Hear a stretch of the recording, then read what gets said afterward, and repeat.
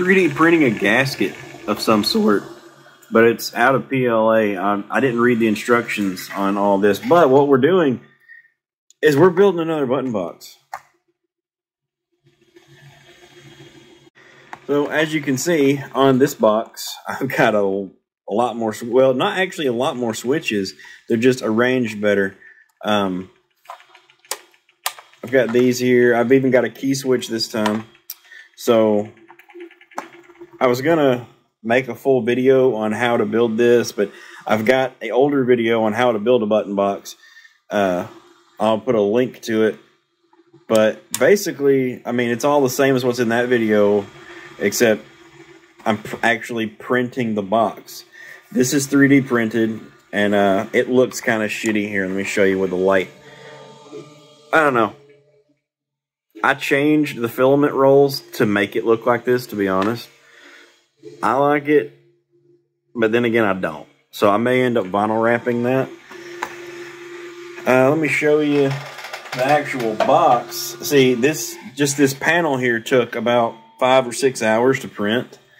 But the dash box it goes in, yeah. And I did change the filament to make it look like this. That's I like this. This took 21 hours to print this.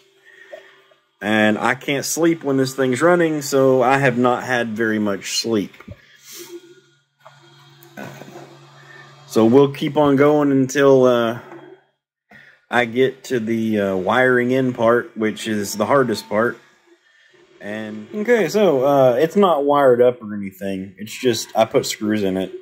I ran out of screws, so I got 2 matching screws on bottom and 2 matching screws on top.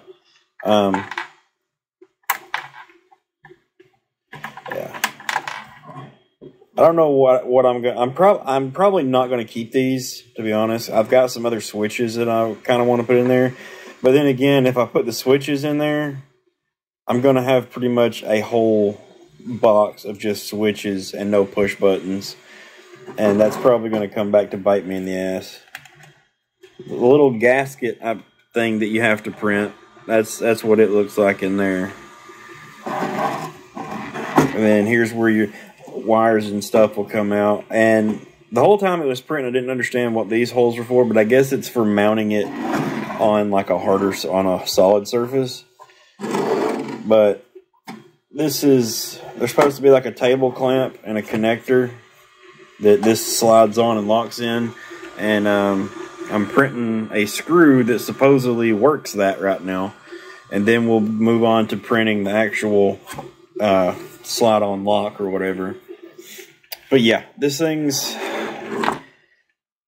looking pretty cool so far. It's almost worth losing a whole night of sleep, because I can't sleep when this thing's running, and this box alone took 23 hours to print. So, yeah. I'll update on progress as we go along. Well, finally, wiring up the button box. This is going to take a lot longer, and I'm not even sure I really want to be doing this right now, because I had planned to change some of these.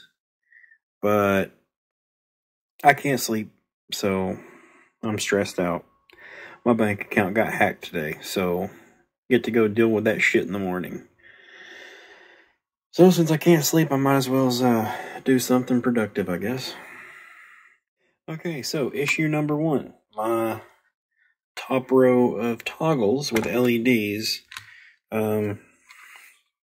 These prongs here are what control the LED lights. Well, they're not going to be able to be straight.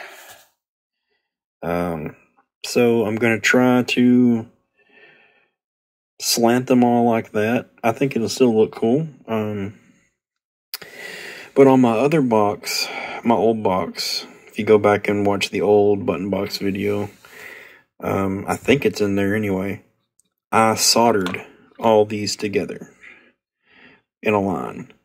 So you couldn't remove them or replace them without having to unsolder them. And I really don't want to do that on this one. I want to just be able to use these connectors. So I'm going to see if I can just jump connector to connector in like a daisy chain. Alright, so as you can see, I had to solder it all together either way. It just, with all these in the way, you can't really use the red connectors because they're too long. So now we just continue. Oh, and here we are, completely assembled, minus one button because I actually ran out of plugs. So what I'll end up doing is I'll end up going and getting one of those little indicator lights, a red indicator light that'll kind of match these, and I'll just wire them into the 5-volt to where it's always on with these. I was trying to figure out how to get these to only come on when you flick them up, but I have yet to figure that one out. It's probably really simple, and I'm just too stupid to realize it right now. So as far as a function test, let's see. Let's go through the top line of toggles.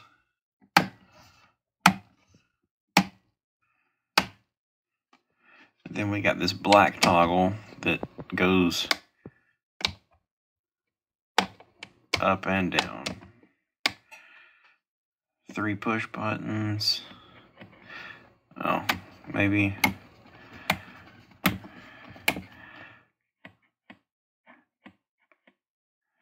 Oh, that one goes right. That one goes left, and that one's a number. But it shouldn't matter once you get in game. There's another toggle. Let's do the air brakes. Down and center. Key switch. And then you turn the key like you're cranking it.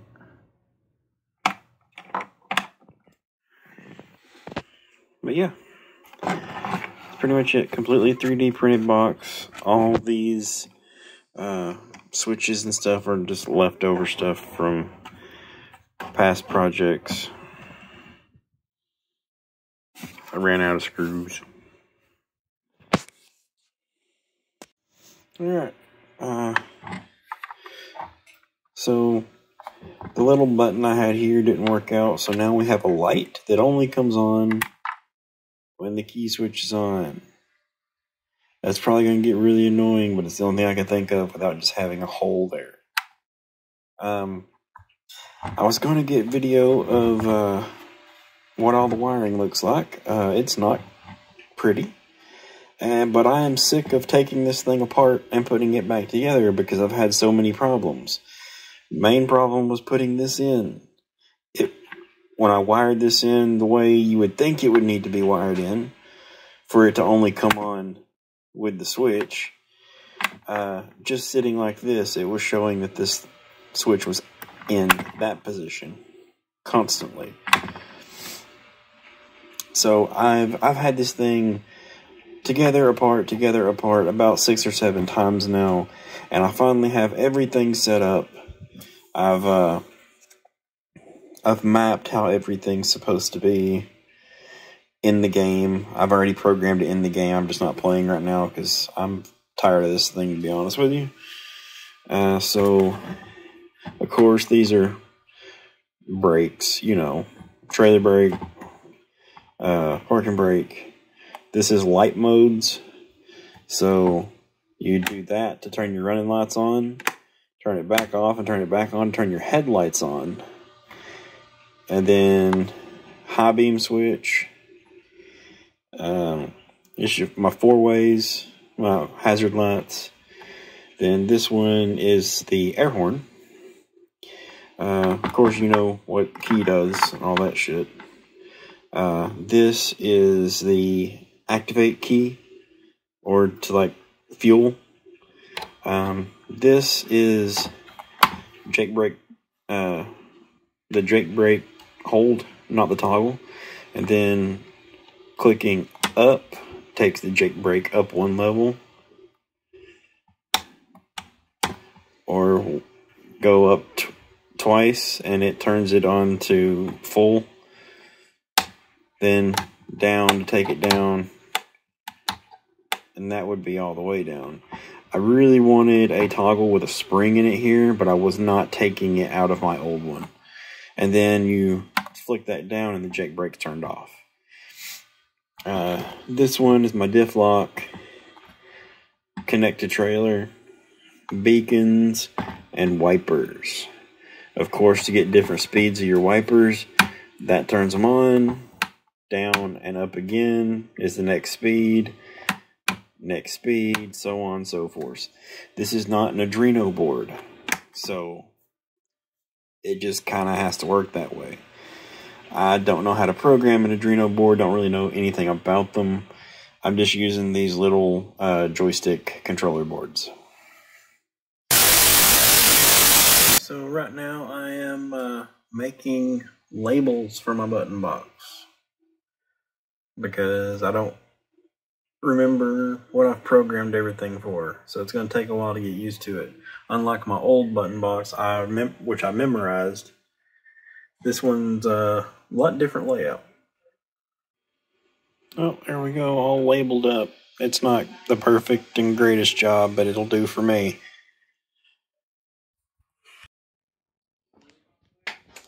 Got my table mount printed while I was at work. So now I can mount it to the tables.